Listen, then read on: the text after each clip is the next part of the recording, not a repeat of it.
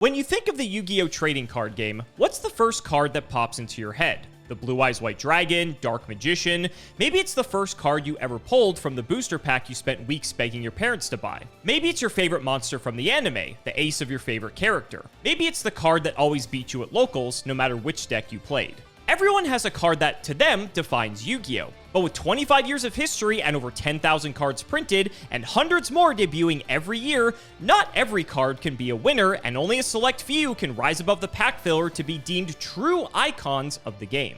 To celebrate Yu-Gi-Oh's 25th anniversary, although the TCG has only been around for 23 years, I went through every card released and picked out the most iconic card released in every year. Some of these cards are juggernauts that dominated the competitive meta, while some are anime staples that even a casual fan could recognize. Either way, here are the 23 cards that define the Yu-Gi-Oh! Trading card game. We start our journey in 2002. Linkin Park is on the radio, the Yu-Gi-Oh! Anime has just hit American airwaves, and Konami is about to release a product that'll start a trading card game revolution. So it only makes sense that the most iconic card of 2002 is the monster that Konami named the debut booster set after, the Blue Eyes White Dragon, released in Legend of Blue Eyes White Dragon on March 8th, 2002. There's a reason I mentioned this card in the intro. Ask anyone on the street to name a Yu-Gi-Oh! Monster, and there's a high chance they'll name Blue Eyes. To a good chunk of players, Blue Eyes is Yu-Gi-Oh! After all, it's the ace monster of Seto Kaiba, the first anime antagonist, and still one of the most beloved characters in anime history. And although Blue Eyes didn't see much play when it was first released, outside of the Wild West that was the school playground, of course, the Blue Eyes archetype eventually hit tiered status in the TCG, OCG, and Duel Links, even winning Worlds in 2016. Even at the time of recording this video, the deck is still receiving legacy support to this very day, with a new structure deck releasing later in the year that might just bring Blue Eyes back into competitive contention. Of course, this year also contains Dark Magician, Exodia, even the beloved Pot of Greed, but they all fall before Blue Eyes. It's the definition of an iconic card. 2003 brought with it a wealth of iconic spell cards, including Graceful Charity, Harpy's Feather Duster, and even Scapegoat, the namesake of one of Yu-Gi-Oh's most popular legacy formats. But there's another card released this year, a monster that's probably more recognizable than any of them. Dark Magician Girl, released in Magician's Force on October 10th, 2003. Best known as the lighthearted counterpart to the Dark Magician Girl is a legend in the pantheon of iconic anime girls. Although she's never seen much meta play, she appears in the art of some of the most powerful cards in the archetype, including Magician Navigation, the Dark Magicians, and Magician Salvation. Not to mention, she's also been retrained several times, including as Magi Magician Gal, one of the few modern cards with artwork drawn by Kazuki Takahashi himself. Dark Magician Girl is a fan favorite, and you can bet that duelists will be jamming her into Dark Magician decks until the end of time. Now we enter 2004, the year of chaos, and what better monster to represent this year than the dragon that brought about Yu-Gi-Oh's first Tier 0 format, Chaos Emperor Dragon, Envoy of the End, released in Invasion of Chaos on March 1st, 2004. Chaos Emperor Dragon, or CED for short, was one of the first Chaos monsters, one of Yu-Gi-Oh's biggest, longest running, and most consistently dominant archetypes. Its ability to wipe out both players' boards and hands defined the 2004 metagame, but not necessarily in a good way. That's because when combined with cards like Witch of the Black Forest and Yatagarasu, this effect had the potential to completely lock your opponent out of playing the game. Chaos Emperor Dragon is a key component of the infamous Yata Lock, a strategy that quickly became the 2004 format's only viable deck, taking upwards of 80% of top spots at tournaments. This strategy was so dominant that it actually led to the creation of Yu-Gi-Oh's first Forbidden List, and you can guess what was public enemy number 1. Chaos Emperor Dragon and its legacy defined 2004 Yu-Gi-Oh! So the next time you're stuck playing modern Yu-Gi-Oh!, just consider yourself lucky that you aren't getting hand looped for 5 on the first turn. 2005 saw the end of the Duel Monsters anime and the birth of the GX era. Gone were Yugi and Kaiba, in were Jaden and Aster, and just like the anime had evolved, so too did the TCG, as duelists were introduced to the new gold standard for main deck monster, Cyber Dragon, released in Cybernetic Revolution on August 17th, 2005. Cyber Dragon's admittedly simple effect marked an immediate and massive jump in the game's power level. Everyone knew that going first had a distinct advantage, especially because you actually drew a card at the beginning of your turn, unlike now. But Cyber Dragon helped tip the scales of the player going second back into their favor by allowing you to special summon a highly powerful monster on your very first turn. Special summoning monsters today may not seem like a big deal, but back in the day, special summoning was truly special, and Cyber Dragon was at the forefront. Not to mention that Cyber Dragon was the first entry in the long-running Cyber archetype, a fan favorite that featured heavily in the GX anime. There's no card released in 2005 that even comes close to Cyber Dragon's power and popularity, not to mention its impact on the game. Compared to the years prior, 2006 was a pretty slow year for the Yu-Gi-Oh! TCG. But the year did bring the long overdue debut of one of the game's most iconic fusion monsters, Blue Eyes Ultimate Dragon, released as a promotional card in the January 2006 issue of Shonen Jump. That's right, it took 4 years for Blue Eyes Ultimate Dragon, Seto Kaiba's ultimate boss monster, still one of the game's highest attack point monsters, to make its TCG debut. 7 years if you count the OCG, where it was originally given out as a prize card to the champion of a 1999 Dark Duel Stories tournament. Why did it take so long? And why did it take until 2008's Gold Series for it to see its first regular printing? Who knows? Maybe Kaiba just wanted every copy for himself. Either way, the strongest fusion monster of 1999 Japan is also the most iconic card of the 2006 TCG. Speaking of Seto Kaiba, it's a long-running joke that the most powerful card in all of Yu-Gi-Oh! Is, of course, your credit card. And at few times was that more true than in 2007, when it cost a mortgage payment to own the metagame's most powerful card, and of course one of Kaiba's favorites, Crush Card Virus, given out as a prize card at the Shonen Jump Champion tournaments in 2007. If you go back and look at the top decks from 2007, you'll notice they only contain one copy of Crush Card Virus, if any.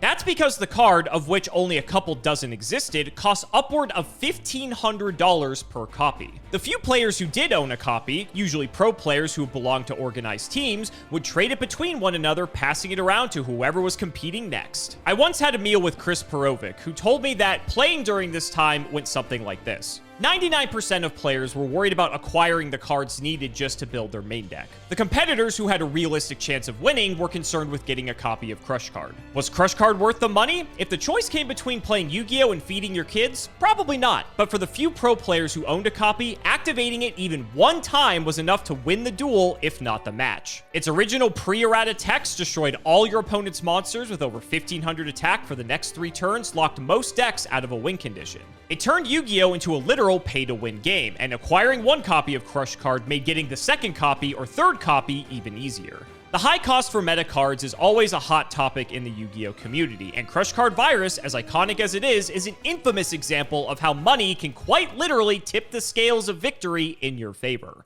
The economic landscape didn't improve in 2008. This was a big year for the game. We saw the debut of synchro monsters like Stardust Dragon and Black Rose Dragon, hand traps like Gores and Honest that changed how players treat the battle phase, and powerful new spells like Emergency Teleport shifted the speed of the game into higher gear. But none of these cards came remotely close to dethroning the big daddy of all dark monsters, Darkarm Dragon, released in Phantom Darkness on February 13th, 2008. If you were playing Yu-Gi-Oh! In 2008, a chill just ran down your spine and into your wallet. That's because Darkarm Dragon, which could hit the field for no cost and immediately destroy 3 of your opponent's cards, ruled the 2008 meta from release. Things got even worse in September when the cards Emergency Teleport and Krebons were released in the Duelist Genesis, turning Teledad into a Tier 0 Synchro spam deck. If you weren't playing Darkarm Dragon, you were losing to it. At its peak, a single copy of Darkarm Dragon cost more than $350, and if you wanted to compete at the top tables, you needed a full playset. Combine that with other pricey staples like Allure of Darkness, Destiny Draw, Destiny Hero Malicious, Plague Spreader Zombie, and of course the aforementioned Crush Card Virus,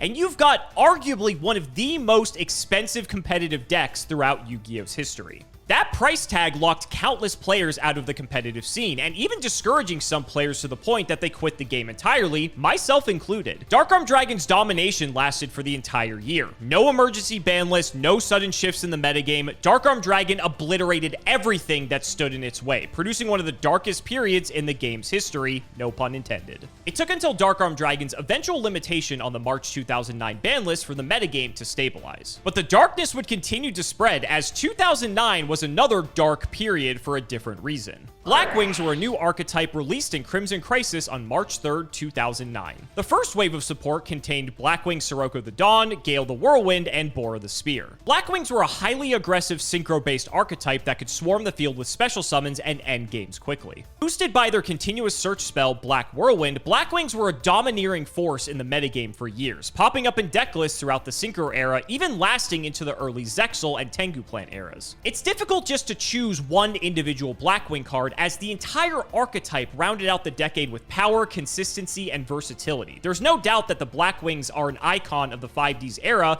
and the game as a whole. So for 2009, we're going to give it to the entire Blackwing archetype.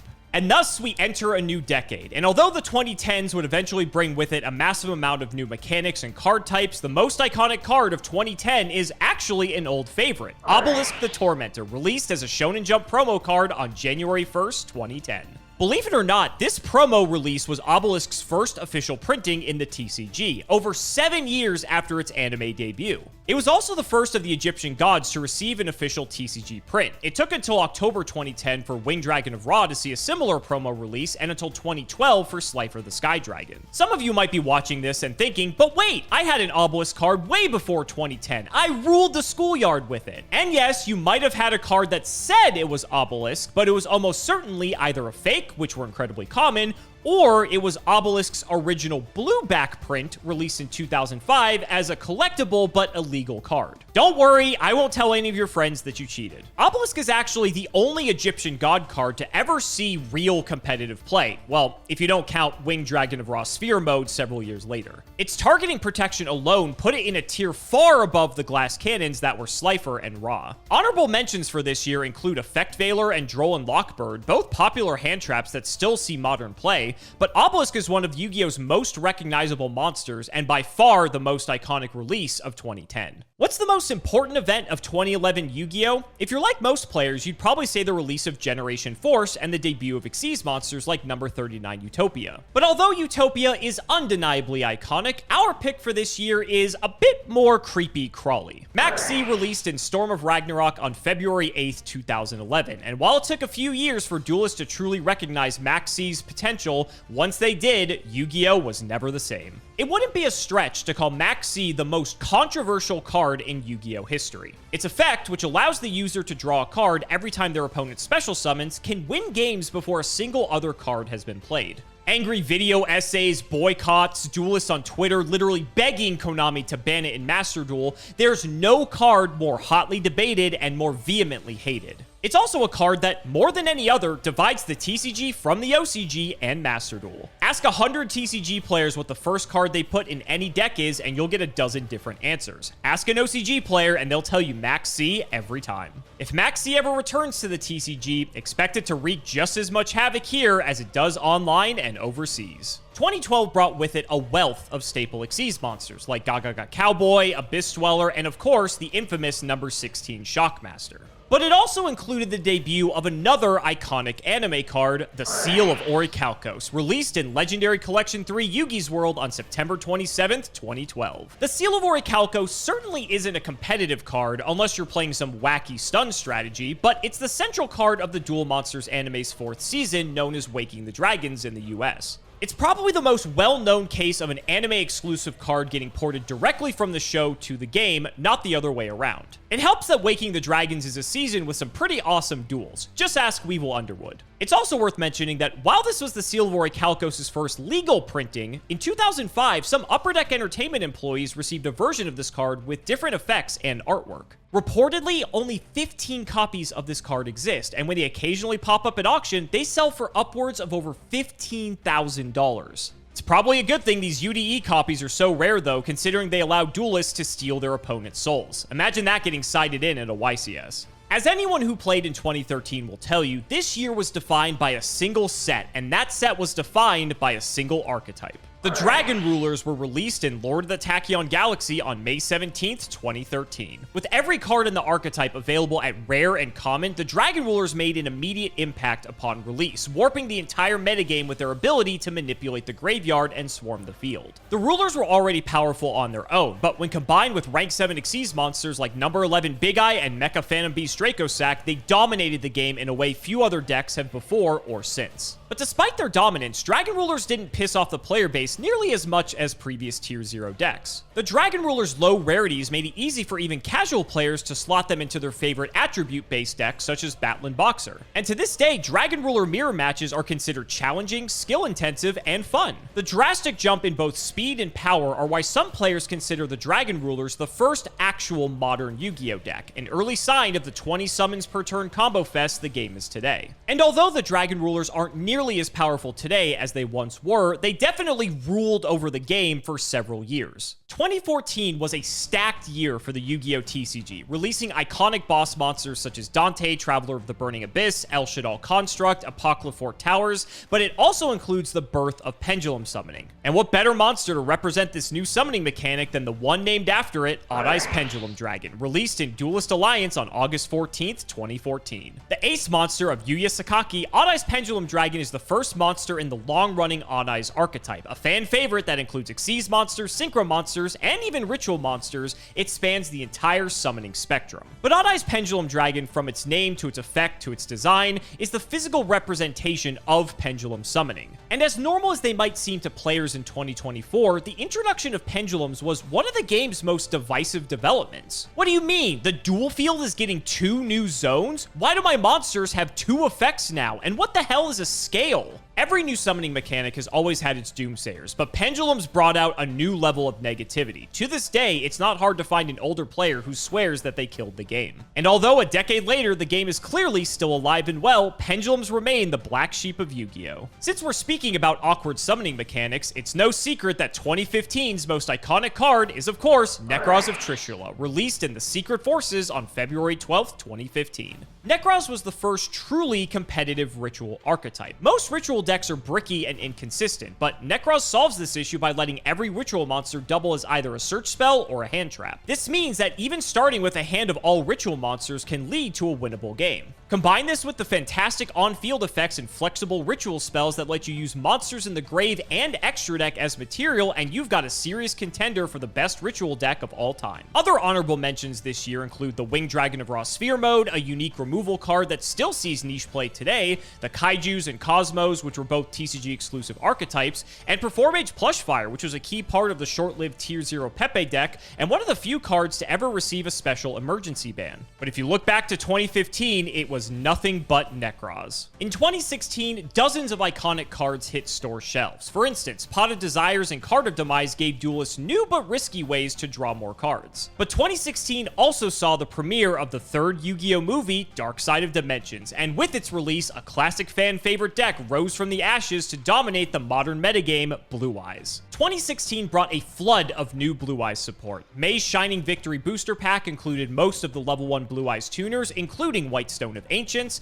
Dragon Spirit of White was a powerful piece of walking back row removal, and Blue Eyes Spirit Dragon was a synchro monster whose effects perfectly countered the Burning Abyss and Pendulum decks then ruling the format. But out of all of the new Blue Eyes cards released this year, easily the most recognizable is Blue Eyes Alternative White Dragon, released in the Dark Side of Dimensions movie pack on May 21st, 2016. Alternative, a Blue Eyes retrain that looks sick as hell, lets you turn your bricky vanillas into free special summons and monster pops. It addressed the deck's main weaknesses and helped bring Blue Eyes, a relatively popular but lackluster deck, into serious meta contention. These new cards, alongside a ban list that conveniently weakened every meta deck except for Blue Eyes, helped Blue Eyes go on to win the World Championship that year. The support also let Blue Eyes remain a competitive deck in Duel Links for over half a decade. A sure sign that this is a legacy support done right. 2016 is without a doubt the year of the Blue Eyes White Dragon, a fitting hurrah for the original boss monster as we head into the Link era. Ask any modern Yu-Gi-Oh player what the most broken summoning mechanic is, and they're almost guaranteed to all answer the same thing: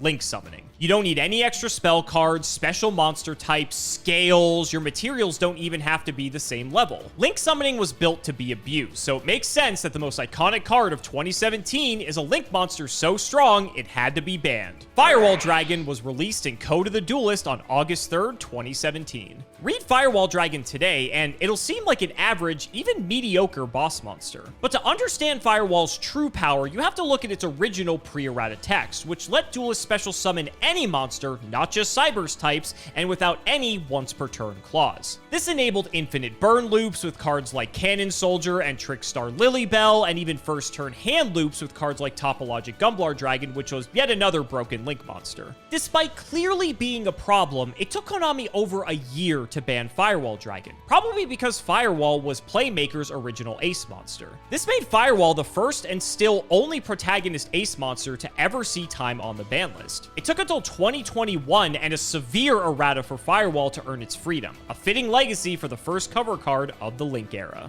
Other honorable mentions this year include the Xyz Titan that was Zodiac Trident, and of course, we can't forget about Ash Blossom and Joyous Spring, easily the most played hand trap of all time. 2017 was a crazy year, and it only gets crazier from here. There aren't many years with more worthy contenders for the title of most iconic card than 2018. This is the year of Orcus, the Nightmares, Pankratops, the Danger Monsters, Salamangreat, even Infinite Impermanence, one of the most popular hand traps of all time. But in a year of massive monsters, one girl stood out from the crowd to become a fan favorite. Sky Striker Ace Ray released in Dark Saviors on May 24th, 2018. Ray is the centerpiece of the Sky Striker archetype, a control deck that wants to fill the graveyard with spell cards so that their cards get added effects, and then can cycle and reuse those cards to whittle the opponent down to nothing. It's easy to learn combos, make it a great deck for casual players looking to wade into the competitive scene. The deck has been a high-tiered meta contender multiple times, and has picked up tops every year since release. But Ray is more than just a card. She's also the main character of the Sky Strikers lore, a storyline so popular that Konami adapted it into its own manga. In the lore, Ray is a young girl and the last survivor of the human race, forced to use the Sky Striker weapons and mecha suits to defend the planet from a rogue AI. Every Sky Striker spell and monster represents a character or scene from this saga, published in the Japan-exclusive OCG Stories manga throughout 2022 and 2023. It's one of the game's most popular storylines ever, and has turned Ray into an instantly recognizable monster. Ray is a card, a character, and an icon of 2018's TOS, or Thunder Orcus Sky Striker Salamangreat format.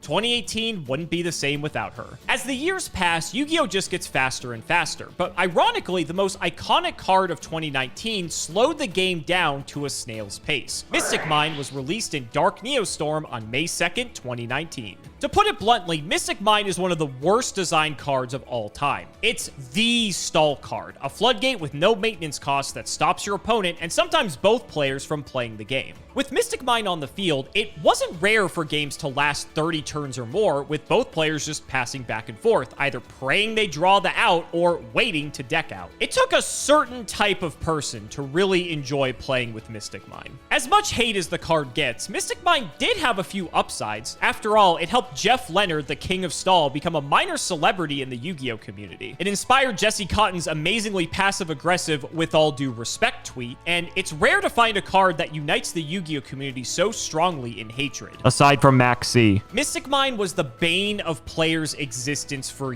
years, surviving ban list after ban list until finally it was hit in 2022. Good riddance. There were other iconic cards released this year. Appaloosa, Bow of the Goddess, and IP Masquerena were fantastic and impactful cards, but Mystic Mine will go down in history as probably one of the most hated Yu-Gi-Oh! Cards and most iconic hated Yu-Gi-Oh! Cards of all time. In 2020, nearly all in-person events, YCSs, local tournaments, even the World Championship were canceled because of COVID. But the game didn't slow down, and the TCG continued to pump out heavy hitter cards that warped the competitive landscape in wild ways. 2020 is the year of Access Code Talker, a generic link that gave nearly every deck away to OTK. It's the year of Divine Arsenal AA Zeus Sky Thunder, a quick effect board wipe with any deck that could make an Xyz monster. It's the year of Crystron Halqifibrax, a revolutionary Link 2 monster that broke tuners like Glow-A-Bulb, helped build crazy unbreakable end boards, and encouraged 60-card kitchen sink decks. decks, but it's also the year of a powerful fusion monster that brought Dark Magician and Red Eyes Black Dragon back into the spotlight. Red Eyes Dark Dragoon was released in the Tin of Lost Memories on August 27th, 2020. Red Eyes Dark Dragoon's strength came not just from its effect, but also its easy summoning condition. Sure, you had to run Dark Magician and Red Eyes Black Dragon in your deck, but it was a worthwhile trade-off for a high-attack fusion monster that couldn't be targeted, couldn't be destroyed, and also acted as an Omni-Negate. Pretty much any deck could play Red Eyes Dark Dragoon, and many did. But playability aside, Red Eyes Dark Dragoon reached far outside of Yu-Gi-Oh's typical circles. Casual fans who may not necessarily be hardcore Yu-Gi-Oh players were getting excited at the prospect of hearing about this mythical fusion between Yugi and Joey's ace monster that was all of a sudden playable in the game. Red Eyes Dark Dragoon may not have been the most powerful card of 2020, but it was definitely the most iconic. More people were talking about Red Eyes Dark Dragoon than Crystron Halka Fibrax. If you played Yu-Gi-Oh in 2020, Red Eyes Dark Dragoon was inescapable. And although it's true that 2021 brought Dragoon's replacement in Destiny Hero Destroyer Phoenix Enforcer, it also brought another boss monster that made Synchro players jump for joy. Baronne de Fleur was released in Legendary Duelist Synchro Storm on October 28th, 2021. It's not hard to understand why Baronne got so popular. It immediately boosted the power of any deck that could make a level 10 Synchro, and even helped Sword Soul, which debuted only a month later, into Tier 1 contention.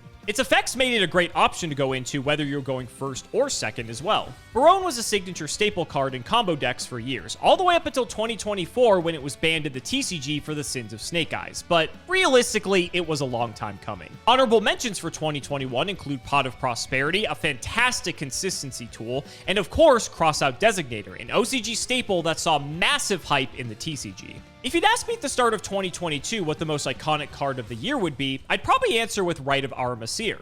A few months on, maybe I'd answer Branded Fusion. But by the end of the year, it's clear that the most iconic card of 2022 is without a doubt Tearlament's Kitkalos, released in Power of the Elements on August 4th, 2022. In reality, this spot belongs to the entire Tearlament archetype, but Tearlament's Kitkalos is a good poster child. Tearlament turned fusion summoning on its head and solidified the graveyard's modern role as a second hand.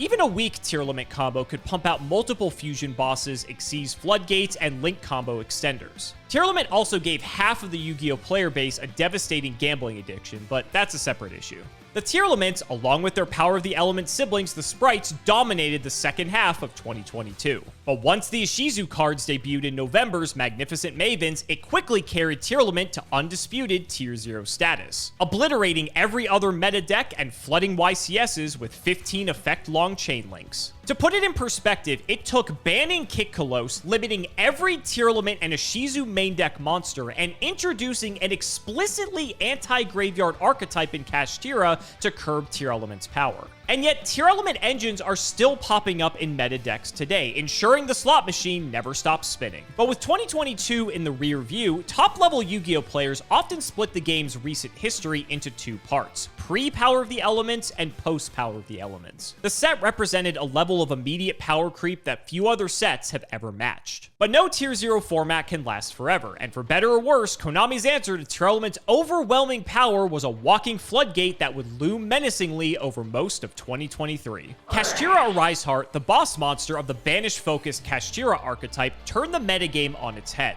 Its oppressive Macrocosmos effect cut off graveyard access for both players, locking most decks out of their main strategies. Its unique ability to banish cards face down could permanently remove key combo pieces from the game and bypass floating effects. And when combined with its fellow Cira Xyz, Cira Shangri-Ira, it wasn't unusual to see a duelist literally unable to play the game, with anywhere from 2 to all 10 of their zones disabled. Cira players could trample even the most carefully planned strategy. Going from Tearlament format, where both players were constantly interacting and trading card advantage while stacking up double-digit chain links, to Cira format, which was basically the exact opposite of interactive, was like whiplash. It was a frustrating period for the game, as Cira Arise Heart basically warped the format around it, because if your deck wasn't playing a way to defeat Cira Arise Heart, you were losing to Cira Arise Heart. Honorable mentions for this year include SP Little Knight, an expensive staple that's the new gold standard for generic extra deck monsters, and Diabellstar the Black Witch, a fantastic card that would rise to full power in 2024.